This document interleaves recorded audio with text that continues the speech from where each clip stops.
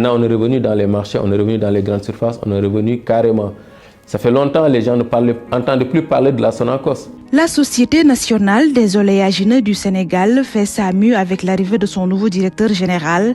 La Sonacos tend à retrouver son lustre d'antan et réaffirme son statut de leader dans le secteur agro-industriel, un défi aussi complexe que stratégique.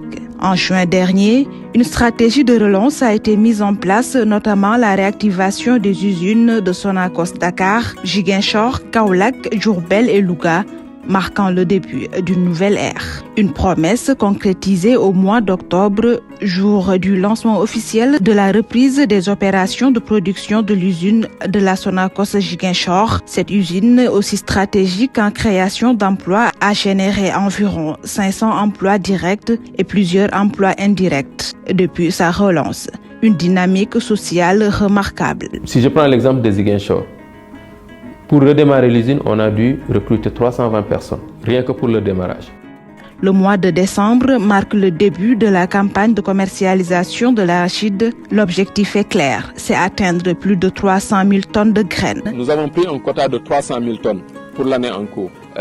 Et ces 300 000 tonnes, avec l'appui de nos partenaires opérateurs, nous passons bien l'atteindre. Pour assurer une meilleure disponibilité de la matière première, l'usine s'est engagée à payer les opérateurs sous 48 heures après déchargement et leur alloue 3 milliards de francs CFA sous forme d'avance sur facturation. Un moyen aussi pour faire face au trafic du prix plancher du kilogramme d'arachide.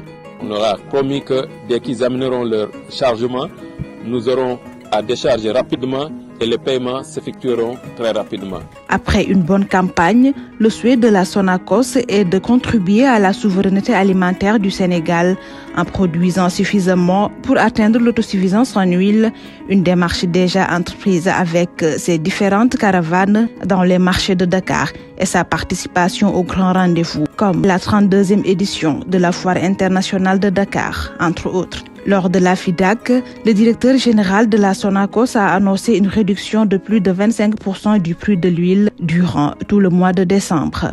Une initiative au grand bonheur des consommateurs.